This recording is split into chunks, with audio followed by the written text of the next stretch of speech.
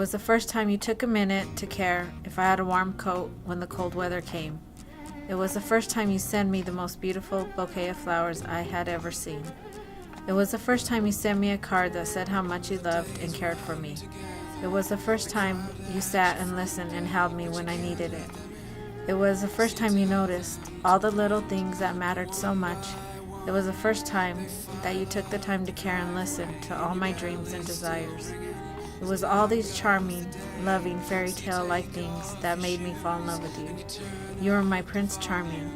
I should have saved some of that love for myself, enough to love myself and value me. But then slowly it changed. You protected me from everyone but you. You were my Prince of Darkness. It wasn't the first of many times you stood hovering over me with that intimidating look and that strong stance and those words of condemnation, demeaning me for anything and everything I did or didn't do.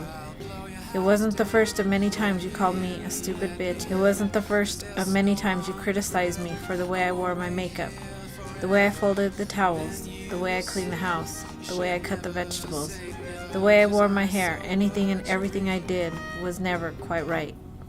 It wasn't the first of many times you didn't come home for days and I had no transportation, food, or anything.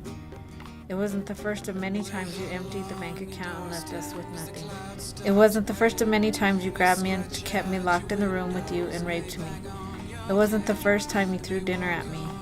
It wasn't the first time you cried and begged me to forgive you and told me I was your world, your everything, and that you only did those things to me because you were drunk.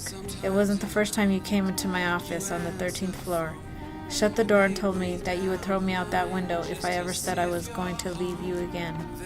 It wasn't the first of many times you ripped my heart into so many pieces and the pain was so deep, the only way I could release the pain was to scratch and cut myself. But then it was the first time my little girl told me to hurry home and not go somewhere because she didn't want me to be in trouble. That stopped my heart and caught my breath. Because it scared me that my daughter knew what the word trouble meant in our home between her dad and me. I knew it was the first time that I had to make a plan to somehow leave him. I didn't think my daughter really knew anything. She was only 4.5 years old. Reality had hit me. She did know, she did hear, and she did see. But then it was the first time that you pushed me down on the bed and you were yelling at me and choking me, and my little boy came in the room and started kicking the back of your leg, telling you to leave Mom alone. Kids are very observant, and this was the real eye-opener for me, to know in my heart that my kids did see and hear the things I had prayed they wouldn't. I couldn't look in their eyes when they were older and explain why I let their dad do those things to me. I couldn't look in my daughter's eyes when she was older and tell her how she could never let anyone abuse her, but yet explain why I let her dad abuse me. I couldn't look in my son's eyes and tell him that he is never to abuse women, but have to explain why I let his dad abuse me. I, Andrea, was a victim, but now I am a survivor. I survived and overcame the rough, rocky journey you took me through, and I survived all the cuts, bruises, falling down, and sexual, physical, and mental pain. Yes, I survived much more, and I truly believe anyone being abused can also.